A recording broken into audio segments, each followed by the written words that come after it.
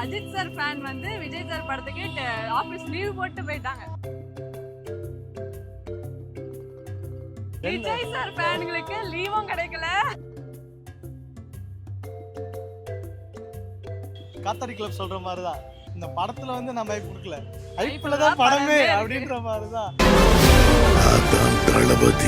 Saturday திரும்பி நாளைக்கு ஒரு ஷோ, சாட்டர்டே ஒரு சாட்டர்டே இன்னும் புக் பண்ணலங்க, காசு இல்ல. ஆனா சண்டே ஒரு ஷோ பிளான் இருக்கு. 3 இந்த தொடர்ந்து மண்டே ஒரு பிளான் இருக்கு. தொடர்ந்து 4 நாளுக்கு வந்து ஷோ வந்து இந்த மனுஷன் புக் பண்ணி யச்சுநாத் சொல்லுவாரு விஜய் வந்து எதுவும் சொல்லுங்க நாங்களே தான் பண்ணோம். அதனால நம்ம கூட விஷயம் மாதிரி எனக்கு தெரியல இந்த படத்தை பார்த்தா.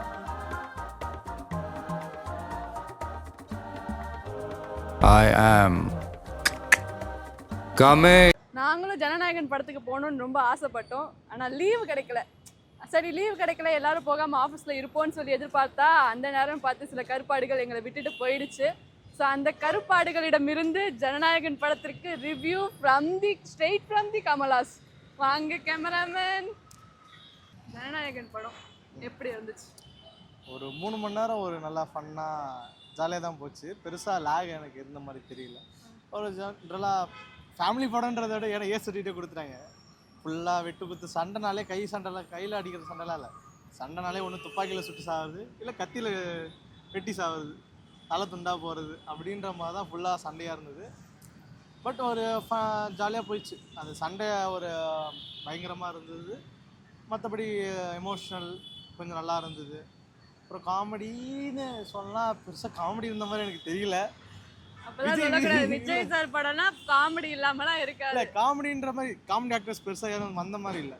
சும்மா அந்த ஃபைட்லேயே கொஞ்சம் காமெடி பண்ணுற மாதிரி.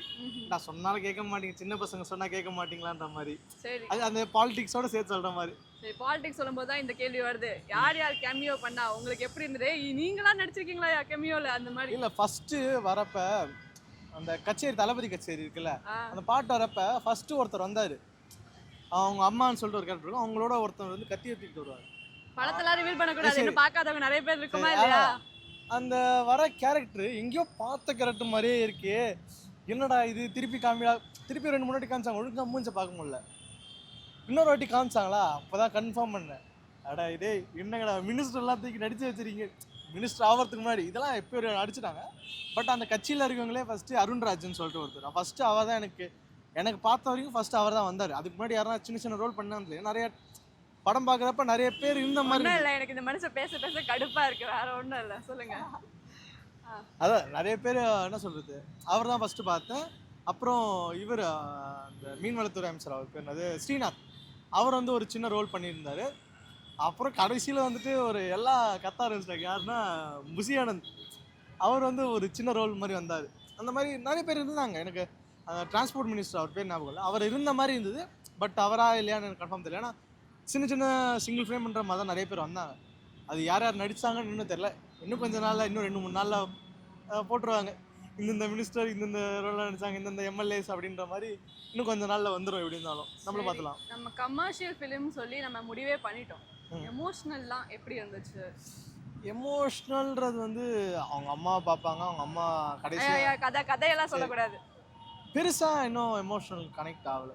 ஒரு 2 3 சீனில் தான் லைட்டாக கனெக்ட் ஆயிடுச்சு. அவங்க பொண்ணு வெளிப்படையாக சொல்லப்படாது, பொண்ணு சீனில் லைட்டாக கொஞ்சம் எமோஷ்னலாக இருக்கும். ஒரு 1 2 சீனில் அவங்க அம்மா சாவரப்ப அந்த சீன் கொஞ்சம் பெருசாக எமோஷ்னலாக இருக்காது. எமோஷனல் சீன் மாதிரி வச்சிருக்காங்க. பட் ரொம்ப ரிவீல் பண்ண வேணாம்னு சொல்லி முழு படத்தையும் இந்த மனுஷன் ரிவீல் பண்ணிக்கிட்டே இருக்காப்ல. அவ்வளோ ரிவீல் பண்ணலங்க, அதான் சொல்லலாம். அவங்க அம்மா சத்த சொல்றீங்களா, ஸ்டார்டிங் எடுத்தோடனே அதாங்க வரும். விடுங்க, எனக்கு வந்து போய் பார்த்தோன்னே தியேட்டர்ல பார்த்தோன்னே தெரியும், நீங்க வாயால சொல்லி தெரியுது ஐயோ இப்படி இறந்து போயிடுவாங்கன்னு சொல்லி தெரியுதா, வேற வித்தியாசம் இருக்கா இல்லையா? சரி சரி, அதுதான் பெருசா எமோஷனல் இதா இருக்கு. அது ஃபுல் அண்ட் ஃபுல்லி ஆக்ஷன் படம் தான். இந்த படத்தை வினோத்தை விட ஆக்ஷன் டைரக்டர் தான், ஆக்ஷன் கொரியோகிராஃபர், ஸ்டண்ட் கொரியோகிராஃபர் தான் நிறையா பண்ணியிருக்காருன்ற மாதிரி தான். ஏன்னா ஃபுல்லாக அந்த அடிதடின்ற மாதிரி தான் நிறைய போச்சு. வினோத் படம்னு சொல்லி இதை சொல்லிக்க முடியுமா எனக்கு தெரியல. ஏன்னா இது ஒரு டப்டு மூவி, இது ரீமேக் மூவி. மெயினாக நான் அந்த பகவந்த் கேசரி நான் பார்க்கல. பகவந்த் கேசரிக்கும் இதுக்கு எவ்வளோ கனெக்ட் ஆகுதுன்னு எனக்கு தெரியல. பட் நிறைய சீன்ஸ் வந்து அவங்க முன்னாடி ட்ரைலர்லேயே ரெஃபரன்ஸ் போட்டாங்க, அந்த பொண்ணு வர்றது அதெல்லாம் வருது. பட் எனக்கு பகவந்த் கேசரி பார்த்தா தெரியும், ஃபுல்லாக பகவந்த் கேசரி இந்த மாதிரி அரசியல் படம் எடுத்தாங்களான்றது தெரியும். இது ஒரு மத கலவரத்தை வந்து தூண்டுறாங்க. இது வந்து 1 2 பேர், அது ஹிந்து முஸ்லீம்ன்றது இல்லை, 2-3 பேர் வந்துட்டு வேம்லே முஸ்லீம்னு வேடம் போட்டுட்டு அந்த கலவரத்தை தூண்டிடுது. அந்த மாதிரி நிறைய விஷயம் இங்கே இப்போ அதான் நடந்துட்டு இருக்குல்ல. இப்போ போராட்டம் நடந்துட்டு இருக்குல்ல. இப்போ தூத்துக்குடியில் நடந்த துப்பாக்கி சூடு எப்படி நடத்துனாங்கன்ற மாதிரி இப்போ இவங்க ஒரு போராட்டம் பண்ணுறாங்க, அதுக்குள்ளே இவங்களே ஆளை விட்டு இவங்களே அடித்து அப்புறம் இவங்களே சுடுறாங்க. எல்லாத்தையும் இவங்களே பண்ணிட்டு இவங்களே பண்ணுறான்ற மாதிரி ஒரு அரசியல்வாதியை. அதே மாதிரி நார்த்தில் சவுத்தில் இப்போ பெருசாக இல்லை. இந்த சவுத்தில் வந்து அந்த பொலிட்டிஷியன்ஸ் வந்து ரவுடிங்காக நிறைய பேர் இருந்தாங்களான்னு நம்மளுக்கு தெரியாது. இப்போ நம்மளுக்கு தெரியல அவங்க பாஸ்ட்டில் என்ன பண்ணான்னு. நிறைய பேரான டிகிரி ஹோல்டர்ஸ் இருக்காங்க. நம்ம பாஸ்ட்டு முன்னாள் ஆட்சியில் வந்து நிறைய பேர் படித்தவங்க டிகிரி வாங்கினவங்களாம் இருக்காங்க. ஸோ ஒன் லாஸ்ட் டைம் தியேட்டரில் பார்க்கும்போது ஆஸ் அஜித் சார் ஃபேனா நீங்கள் எப்படி ஃபீல் பண்ணீங்க? அஜித் சார் ஃபேன்லாம் இல்லை எனக்கு. ஆனால் விஜய் அஜித்தான்றப்ப எனக்கு அஜித் ரொம்ப. அதுக்கு பேர் தான் நாங்கள் ஃபேன்னு சொல்லுவோம். சரி, ஓகே. இல்லை எனக்கு வந்து இன்னொரு விஷயம் என்னன்னா, அஜித் சார் ஃபேன் வந்து விஜய் சார் படத்துக்கு ஆபீஸ் லீவ் போட்டு போயிட்டாங்க. விஜய் சார் ஃபேன்களுக்கு லீவும் கிடைக்கல, மூவி டிக்கெட்டும் கிடைக்கல. பழமிட்டு இருக்காங்க ஆபீஸ்ல. உட்கார்ந்து ஓடு ஒப்பாடி மட்டும் தான் வைக்கல. இல்லை நானே 2-3 நாளாக உட்காந்து கஷ்டப்பட்டு நைட்டு பார்க்கணும் தூங்காம ஒரு டிக்கெட் புக் பண்ணுறதுக்கு அவ்வளோ கஷ்டப்பட்டாங்க. ஒரு கிளிக் பண்ணிட்டு பேமெண்ட் பண்ணி எனக்கு 2 வாட்டி கேன்சல் ஆச்சுங்க. பேமெண்ட்லாம் பண்ணி புக்காகவும் பார்த்தா வெயிட் இல்லை, நாங்களும் போயிருப்போம். இல்லை ஒன் லாஸ்ட் டைம்ன்றது வந்து என்ன சொல்கிறது, நான் நார்மலாக பார்த்துட்டு வந்தேன். விஜய் படம் சில படம் எனக்கு பிடிச்சிருந்தேன்னா சில படம் நான் ரன்மா போய் பார்ப்பேன். லியோ படம்லாம் நான் கிட்டத்தட்ட 1.5 வாரம் கழிச்சு தான் பார்த்தேன். கோட் படம் நான் முதல் நாள் லைட் ஷோவை பார்த்தேன். எனக்கு தோணுச்சுன்னா போய் பார்ப்பேன், அவ்வளோதான். எனக்கு இது பார்க்கணும் அப்படின்ற மாதிரி. ஏன்னா ஒரு 6 மாதம் கழிச்சு ஒரு படம் வருது, என்னென்ன பண்ணியிருக்காங்க, ஏன் அவ்வளோ எதுக்கு இதுக்கு இவ்வளோ பிரச்சனை வந்தது அப்படின்றதாக பார்த்தேன். பட் சில சீன்ஸ்லாம் பார்க்குறப்ப அவங்க நிறைய சீன்ஸ் கட் பண்ண சொன்னது எதாவது இருந்ததுன்னா முக்கால்வாசி ஃபைட் சீன்ஸ் தான் கட் பண்ண சொல்லியிருப்பாங்கன்னு நினைக்கிறேன். அந்த லாஸ்ட் டான்ஸுன்றது வந்து ஒரு மிக்ஸு சாங் மாதிரி இது வரைக்கும் அந்த எல்லா சாங்ஸும் போட்டு வந்துடும். இன்னும் கொஞ்ச நேரம் எல்லா ஸ்டேட்டஸ் பார்த்தா எல்லாம் போட்டிருப்பாங்க, அது வேறு விஷயம். நான் என்ன சொல்கிறது, அந்த சீன் நல்லா பெருசாக இன்னும் கனெக்ட் ஆகலைன்றது. அந்த டியூன் வந்து இன்னும் நல்லா போட்டிருக்கலாம். அண்ட் லாஸ்ட் டைமை பற்றி நம்ம பேசிட்டோம். ஸோ நெக்ஸ்ட் வந்து கேரக்டர்ஸ், நம்மளுடைய ஹீரோயின் குட்டி செல்லக்குட்டி மமிதா பைஜு அவங்களாம் எப்படி பண்ணியிருக்காங்க, வாட் அபவுட் தி மியூசிக் எல்லாத்தையும் பற்றி சொல்லுங்க பார்ப்போம். மம்தா பைஜு வந்து கடைசியில் கிளைமேக்ஸில் கொஞ்சம் நல்லா அவங்களுக்கு ஹைப் கொடுத்தாங்க, ஒரு நல்ல எலிவேஷன் கொடுத்தாங்க, கடைசியில் நல்லா இருந்தது. அனிருத் மியூசிக் வந்து நல்லா, அவர் ஏற்கனவே இந்த படம் ஆமாம் ஒரு விஷயம் வந்தது, இந்த படம் வந்து இவர் காத்தாடி கிளப் சொல்கிற மாதிரி தான் ஹைப். இந்த படத்தில் வந்து நம்ம ஹைப் கொடுக்கல, ஹைப்பில் தான் படமே அப்படின்ற மாதிரி தான். அவனுக்கு ஏண்டா தொட்ட சுட தண்ணியை தொட்டா அந்த மாதிரின்ற மாதிரி வெறும் ஹைப்பு மட்டும்தான் கொடுத்துட்டே இருந்தாங்க. விஜய்க்கு வந்து ஒரு டைம் அந்த எலிவேஷன் நல்லா கொடுத்துட்டே இருந்தாங்க. அதுக்கேற்ற மாதிரி பேக்ரவுண்ட் ஸ்கோரும் நல்லா எலிவேஷன் பண்ணினே இருந்தது அனிருத். அதே மாதிரி எனக்கு பாபி தேவல் கேரக்டர் நல்லா பயங்கரமான எலிவேஷன் அவருக்கும். அந்த ஹீரோ இன்ட்ரோன்றது எப்படி கொடுத்தாங்களோ அதே மாதிரி வில்லனுக்கான இன்ட்ரோன்றது பயங்கரமாக கொடுத்தேன். ஏன்னா ஒரு வில்லன் பவராக இருந்தால் தான் அந்த ஹீரோக்கு பவரு. அந்த இந்த படம் பீஸ்ட் படத்தில் வந்து வில்லன் பெரிய பவர் கிடையாது, அதனால தான் one of the reason Beast படம் நிறைய பேர் பிடிக்காத காரணமாக இருக்கும். மற்றபடி இதில் வந்து வில்லன் வந்து ரொம்ப பவராக காமிச்சிருப்பாங்க. ஒரு நாட்டே போயிட்டு அவர் கட்டுப்பாட்டில் கொண்டு வந்து அந்த நாட்டே நாசமாக போகிற அளவுக்கு. அது சொல்லலை, இது ஃபுல்லாக சண்டை போடுறது, இவர் உட்காந்து ஃபுல்லாக அசால்ட்டாக போட்டு எல்லாரையும் சுட்டுட்டு இருக்காப்புல எல்லாம். இதில் வந்து நிறையா அந்த இதில் மாற்றினேன்னாங்கல்ல, அந்த அதே மாதிரி சர்டிஃபிகேட்டை இப்போ வந்து நிறைய விஷயம் மாற்றினேன்னாங்க. ஓஎம்ன்றது எம்எம்னு மாற்றுறாங்க.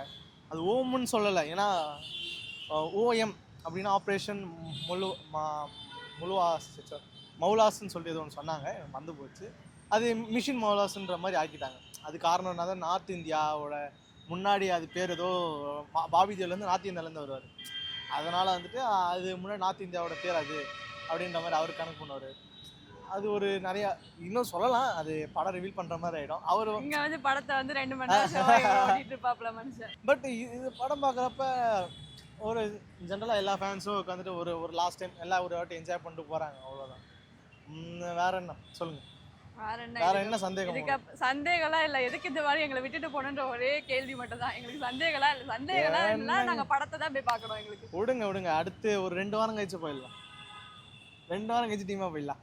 இதுக்கப்புறம் டிக்கெட் வாங்க காசு இல்லைங்க, இருக்கிற காசு. சாட்டர்டே திரும்பி நாளைக்கு ஒரு ஷோ, சாட்டர்டே இன்னும் புக் பண்ணலங்க, காசு இல்ல. ஆனா சண்டே ஒரு ஷோ பிளான் இருக்கு.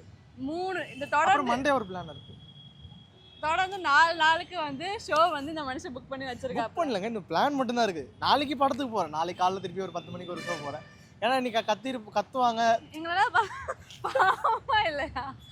இல்லைங்க, ஒரு படத்தை இன்னைக்கு ஒரு விஜய் ஃபேன்ஸ்லாம் சீரியஸாக பார்த்துட்டு இருப்பாங்க, கத்துவாங்க. இன்னும் நிறைய டீட்டெயில்ஸ், நிறைய சீன்ஸ்லாம் எனக்கு இன்னும் கொஞ்சம் பார்த்தனா யார் யார் நடிச்சா இன்னும் கொஞ்சம் கிளியராக பார்ப்பேன் அப்படின்ற மாதிரி தான். எனக்கு ஃபர்ஸ்ட் நான் புக் பண்ணது நாளைக்கு தான் புக் பண்ணேன். இன்னைக்கு கிடைக்குமா கிடைக்காது. அந்த சீட்டு பேசாம எங்களுக்கு தரீங்களா? நாங்க விஜய் ஃபேன்ஸா சில பேர் கொஞ்சம் இருக்காங்க உள்ள. அப்படியே ஒரு டிக்கெட் தாங்க இருக்கு. ஒரு டிக்கெட்ல நாங்க போய்கிட்டு வந்துடுறோம். எங்க பிரச்சனை இப்போ? நீங்க தான் பாத்துட்டீங்கல்ல. ஒரு டிக்கெட்ல வேணா ஒருத்தவங்களுக்கு அவங்களும் அந்த விஜய் ஃபேனுக்கு வேணா விஜய் கண்ணிக்கு வேணா கொடுக்கலாம். விஜய் கண்ணிக்கு கொடுக்கலாம். விஜயோடைய கண்ணி எல்லாம் கொடுத்துட்டீங்கன்னா அப்ப மிச்சம் எல்லாம் எங்க போறது? நாங்க எங்க தான் நாங்க அதான் விடுங்க, ஒரு 2 வாரத்துல. அது ஒரு கமலால வந்து 25வது நாள் விட்டு டிக்கெட் விட்டாங்க. அவரோட ட்வீட் போட்டிருந்தாரு 25வது நாள் அதுக்குள்ளே ஃபுல் ஆயிடுச்சுங்க. யோ மனுஷங்களா நீங்க? ஒரு டிக்கெட்டை விட்டு வைங்கயா? யோ நான் புக் பண்ணலங்க. அது அந்த மாதிரி விஜய் ஃபேன்ஸ் வெறித்தனமா இருக்காங்க. பார்ப்போம். இது எனக்கு தெரிஞ்சு இன்னைக்கு போடுவாங்கன்னு நினைக்கிறேன். நாளைக்கு போடுவாங்க 250 கோடி வசூல்னு. உண்மையாக பொய்யா நம்மளுக்கு தெரியாது. பட் கன்ஃபார்ம் அது அவங்க உண்மையோ பொய்யோ அது கன்ஃபார்ம் 250 கோடின்ற போகிறது வாய்ப்பு அதிகம். ஏன்னா இந்த காமியில் விஜயோட பவர் இவ்வளோ இருக்குன்னு 1000 தியேட்டர் கிட்ட 1000 ஸ்க்ரீன்ஸ் கிட்ட ரிலீஸ் பண்ணியிருக்காங்கன்னு சொல்கிறாங்க. கிட்டத்தட்ட 1000 ஸ்க்ரீன்ஸ் மேலே இந்த படம் ரிலீஸ் ஆகுதுன்னு சொல்கிறாங்க. நம்மளுக்குலாம் நம்ம 1500 கொடுத்த அளவுக்கு வாங்க. நிறைய பேர் இப்போ கூட ஸ்டேட்டஸ் வச்சுருக்காங்க. சில பேர் இருக்காங்க 1500 கொடுத்து போவாங்க. அதான் நேற்று அன்றைக்கி வாட்ஸ்அப்னு சொன்னாங்க 10,000 கொடுத்தாலும் போவேன். நம்மள அவ்வளோ தெம்பில்ல. ஆன்லைனில் புக் பண்ண மாட்டோம். ஏதோ 2 நாள் ட்ரை பண்ணோம், ஒரு டிக்கெட் கிடச்சிது, போயிட்டோம். அவ்வளோதான், முடிஞ்சிச்சுன்ற மாதிரி தான். மொத்தமாக இந்த படத்தை பொறுத்த வரைக்கும் கமர்ஷியலாக சில கருத்துலாம் சொல்லியிருக்காங்க. அதான் அந்த ஜென்ரலாக மக்களுக்கு என்ன நடக்கணும், இது மக்கள் வந்து பார்த்து ஓட்டு போடணும். இது வந்து அந்த விஜயோட அவரோட பாலிட்டிக்ஸ்க்கு ஏற்ற படம்ன்ற மாதிரி மக்கள் யாருக்கு ஓட்டு போடணும், எங்களுக்கு ஓட்டு போடுறீங்களோ இல்லையோ நீங்கள் அதை பார்த்து யோசிச்சு ஓட்டு போடுங்கன்ற மாதிரி ஃபுல் அண்ட் ஃபுல்லி அந்த விஜயோட பாலிட்டிக்ஸுன்ற படம் மட்டும்தான். அச்சுவினாத் சொல்லுவார், விஜய் வந்து எதுவும் சொல்லுங்க, நாங்களே தான் பண்ணோன்றது. அதனால் நம்மளுடைய விஷயம் மாதிரி எனக்கு தெரியல இந்த படத்தை பார்த்தனா. இதில் ஒரு கேவின் ப்ரொடியூசர் வேறு லைட்டாக ஒரு சின்ன கேமியா வேறு பண்ணிட்டு போயிட்டாரு. யார் கேமியா பண்ணாங்க? என்னென்ன இன்னும் ஒரு கடைசியில் ஒரு 3 பேர் கேமியா இருக்கு. இருங்க, அது மட்டும் சொல்லிடுறேன். 3 டேரக்டர்ஸ் மட்டும் வந்தாங்க. அரசன் படம் பார்த்தீங்களா ப்ரோமோ? அதில் வந்து டேரக்டர் நெல்சன் வருவார்ல, அந்த மாதிரி லோகேஷ் கனகராஜ், அட்லி, அப்புறம் நெல்சன் 3 பேர் வந்துட்டு கேட்பாங்க, சார் அப்புறம் நீங்கள் என்ன சார் உங்கள் பிளான் என்ன, மக்கள் திருப்பி என்ன நினைக்கிறீங்க? லோகேஷ் தான். அதான் அந்த எலெக்ஷன் ரிசல்ட்ன்ற மாதிரி என்ன மக்கள் என்ன நினைக்கிறாங்கன்ற மாதிரி, நீங்கள் ஜெயிப்பீங்களா இல்லையான்ற மாதிரி அவங்க கேட்குற மாதிரி வச்சுருக்காங்க. அது அப்புறம் மதன் கோரி மறந்துட்டோம், அவர் கொஞ்சம் நல்லா பண்ணியிருந்தாருங்க. அவர் கொஞ்சம் டெக் மாதிரி காமிச்சிருந்தாங்க. மற்றபடி எனக்கு சொல்கிற மாதிரி கேரக்டர்னால் எனக்கு பாபி தேவல் கேரக்டர் தான் ரொம்ப பிடிச்சிருந்தது. அந்த ஒரு ஹைப் அவரோட க்ரியேட் பண்ணது. அப்புறம் நல்லா பிரகாஷ் ராஜ் கேரக்டரும் நல்லா இருந்துச்சு. அந்த ஸ்டார்டிங்லேயே ஒரு விஷயம் சொல்லுவாப்புல, நம்ம திருடணும் ஆனால் திருடுறது தெரியக்கூடாது, திருப்பி மறைச்சு வச்சணுன்ற மாதிரி சொல்லுவாப்புல. அது நல்லா இருக்கும். ஓகே, நீங்கள் பார்த்துட்டு உங்களுக்கு எப்படி இருந்தது நீங்கள் சொல்லுங்கள். டிக்கெட் கிடைக்கல, கிடைச்சா நானும் பார்த்துட்டு இந்த மனுஷன் மாதிரி இந்த மனுஷனை விட இன்னும் 2 மணி நேரம் சேர்த்து பேசுவேன். ஆசைதான், என்ன பண்ணுறது. யாரும் நீங்களும் ஒரு 3 நாள் தூங்காமல் ட்ரை பண்ணி இருந்தீங்கன்னா கிடைச்சிருக்கோம். 3 நாள் இல்லை, 1 வாரம் தூங்காமல் ட்ரை பண்ணுமே, கிடைக்கலையே. என்னங்க ராசி நான்லாம் 2 நாள் உட்காந்து தூங்காமல் சிஸ்டமில் போகிறது என்ன, ஃபோனில் போகிறது என்ன, 3 ஃபோனு ஒரு சிஸ்டம் வந்து தட்டி ரீஃப்ரெஷ் பண்ணி போட்டு வாங்கினது கஷ்டப்பட்டு. அதெல்லாம் எனக்கு தாங்க தெரியுன்ற மாதிரி ஒரு அசால்ட்டாக தான் நீங்கள் டிக்கெட் கிடச்சிச்சுங்க. அந்த டிக்கெட் எடுக்கிறதுக்குள்ளே அப்படின்ற மாதிரி. அதான் 8:30 மணி ஷோ கிடச்சிது, நீங்கள் தான் வேலை வச்சுட்டீங்களே அதுக்குள்ளே. எங்களுக்கு கூட தான் வேலை வச்சுட்டாங்க, நாங்கள் என்ன சொல்லியா காமிக்கிறோம். காலங்காத்தாலே ஃபஸ்ட்டாகவே பார்த்துருவேன், இன்னும் பண்ணாந்துருக்கோம். உங்களுக்கும் வேலை இருக்கு சுரேந்தர், என்ன பண்ணுறது. சரிங்க, என்ன பண்ணலாம், முடிச்சுடுங்க. இப்போ முடிச்சுடுங்க. இதே மாதிரி வேற ஒரு திரைப்படத்திற்கு நாங்கள் ரிவ்யூ கொடுக்கணுன்றத வேணான்னு இவன் கொடுக்காதீங்கன்னு மட்டும் கமெண்ட் பண்ணாதீங்க. ரிவ்யூ தருவோம். நெக்ஸ்ட் மூவி என்னன்னு சொல்லி வெயிட் பண்ணுவோம். தேங்க்யூ.